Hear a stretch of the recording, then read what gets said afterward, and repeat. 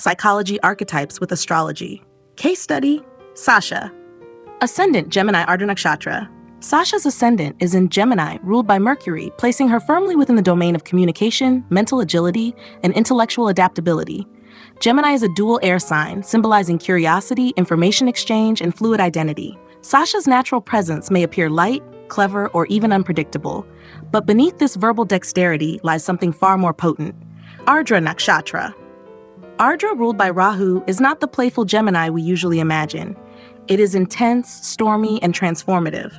Symbolized by a teardrop and connected to emotional catharsis and radical mental shifts, Ardra adds emotional gravity to Sasha's airy ascendant. She doesn't merely talk, she questions. She doesn't just learn, she unlearns.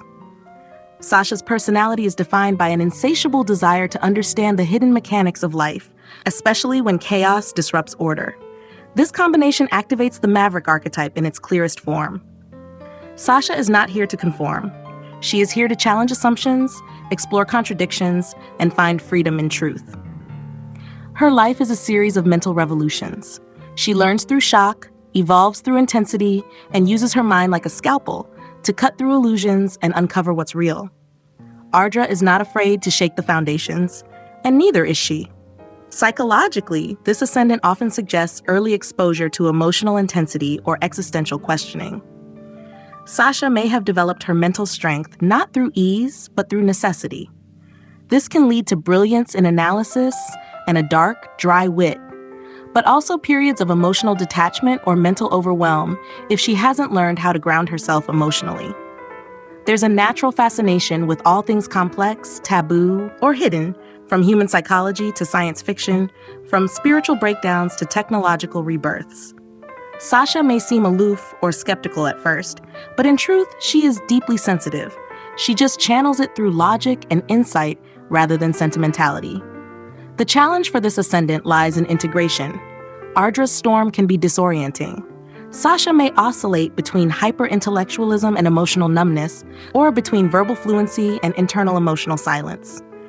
The goal is not to suppress these extremes, but to allow them to coexist, to feel deeply and still speak clearly. When balanced, Sasha becomes a mental alchemist. Through the Maverick archetype, she catalyzes change not through rebellion alone, but through insight. Her mind becomes a sanctuary of truth, even if it unnerves others. And her identity, forged in storms, becomes a compass not just for herself, but for anyone brave enough to walk with her. In second house, speech, values, and the emotional structure of self-worth. Mars in Pushya Nakshatra, Cancer. In Sasha's chart, the second house, which governs voice, values, personal wealth, and the emotional imprint of early family life, hosts Mars, placed in Pushya Nakshatra within Cancer. This is a powerful, emotionally intricate, and protective placement. The second house reflects not just what we say, but how we speak, what we preserve, and where we root our sense of self-worth. And with Mars here, in its sign of debilitation, yet in a nourishing nakshatra, Sasha's value system is fiercely guarded, shaped through early emotional contrast and fueled by inner emotional resilience. Pushya, ruled by Saturn, is one of the most revered nakshatras, symbolizing nourishment, guidance, and caretaking. It brings discipline, maturity, and a natural impulse to protect. Yet with Mars, the planet of action, assertion, and aggression, placed here in watery Cancer, there's a dynamic tension. Sasha doesn't speak loudly, but when she does, her words carry intent, defense, and sometimes emotional charge.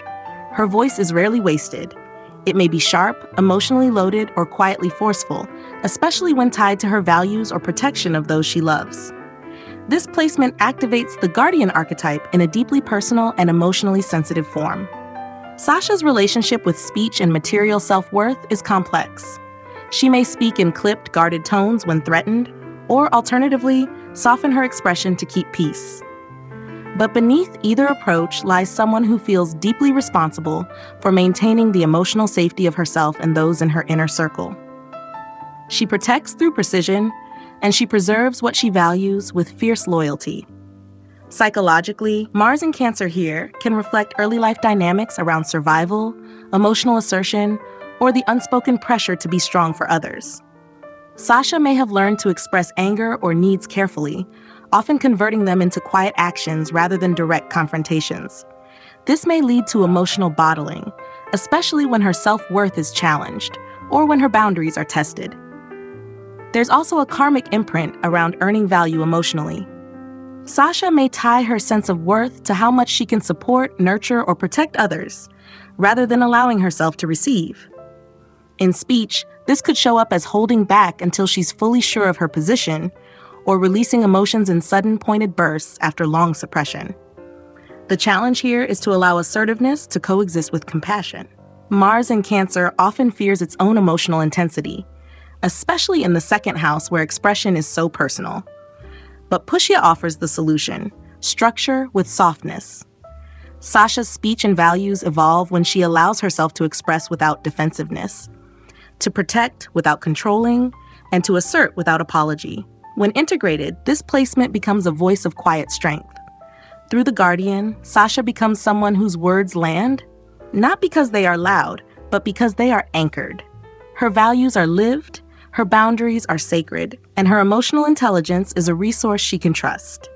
In a world of noise, her voice becomes a source of nourishment, firm, wise, and unmistakably real. Fourth house, emotional grounding, inner security, and sacred withdrawal.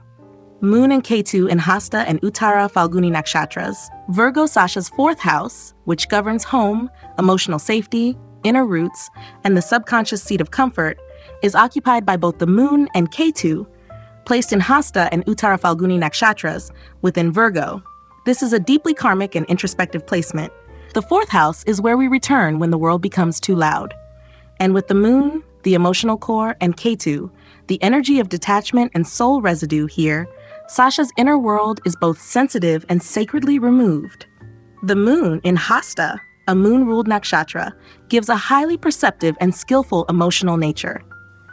Hasta is the artisan's hand. It's detailed, rhythmic, and attuned to creating order from emotional complexity. Sasha likely feels most secure when her environment is clean, intentional, and within her control.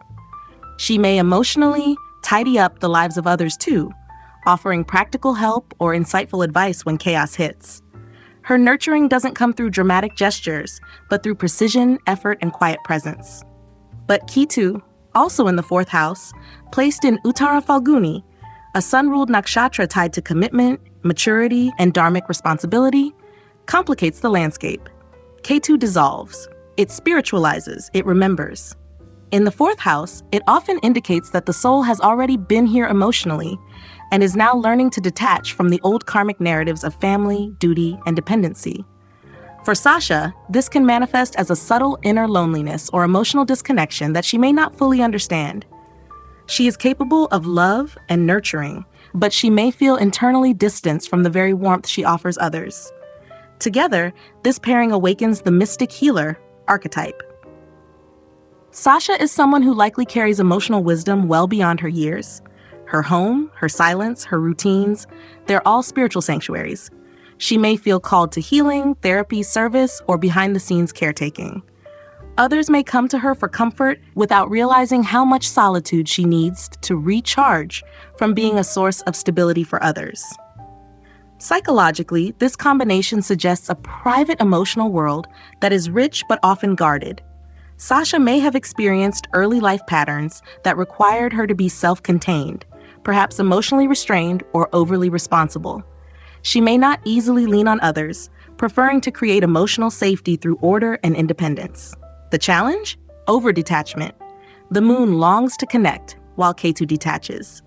Sasha may struggle to stay emotionally present, especially when feelings become overwhelming or when she fears engulfment.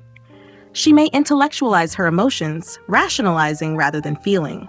And while she might be seen as composed on the outside, she may yearn, quietly, for emotional surrender she rarely allows herself to have. But when integrated, this house becomes her inner sanctuary. Through the mystic healer archetype, Sasha learns to trust stillness, to find connection in simplicity, and to root herself not in others' approval, but in her own emotional clarity. Her strength lies not in resistance, but in acceptance. And her presence offers others the same quiet permission to feel, to let go, and to come home to themselves. 10th house, public identity, purpose, and strategic expression. Sun, Mercury, Rahu, Saturn, and Venus in Revati, Uttara Bhadrapada, and Purva Bhadrapada nakshatras Pisces Sasha's 10th house, the house of career, reputation, and outward contribution, is an extraordinary cluster of energy, hosting 5 planets: Sun, Mercury, Rahu, Saturn, and Venus, all within Pisces, spanning Revati, Uttarabhadrapada, and Purvabhadrapada nakshatras. This house becomes the epicenter of her karmic unfolding.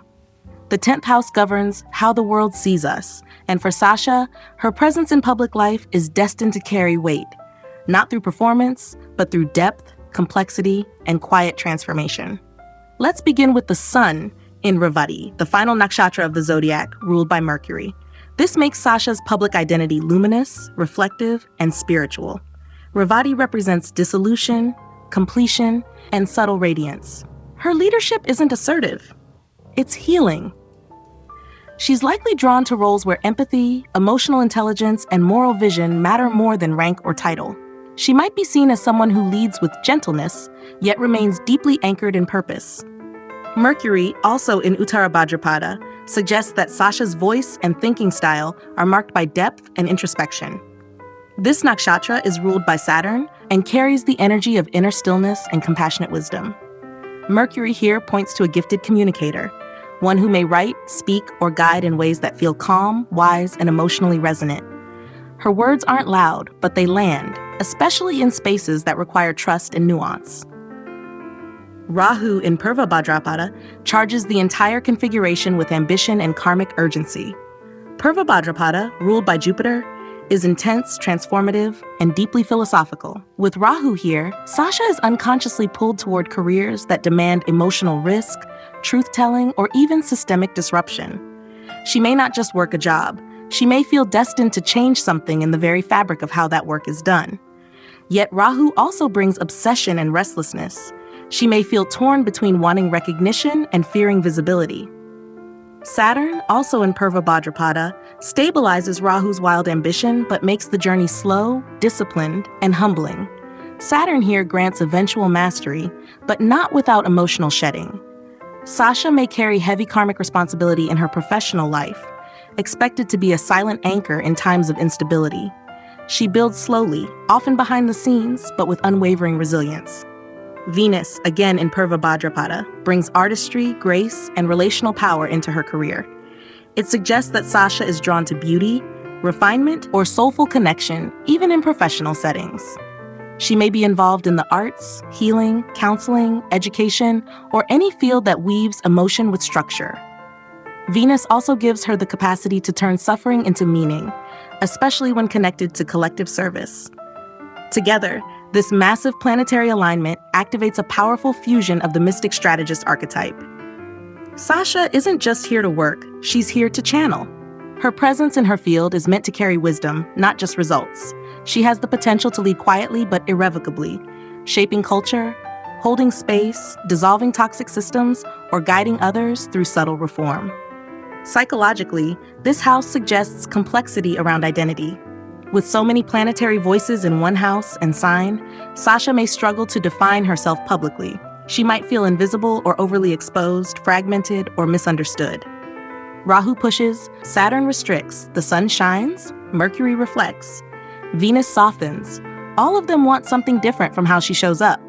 There may be burnout from trying to hold it all, but when integrated, this 10th house becomes sacred architecture. Through the mystic strategist lens, Sasha learns to harmonize her many inner roles into a unified, purposeful outer life. She doesn't lead loudly, but she leads lastingly. She doesn't force change, but change happens around her. And her career isn't just a profession, it's a vocation, where she quietly weaves vision, compassion, and transformation into every system she touches. 12th house, spiritual insight, solitude, and hidden power.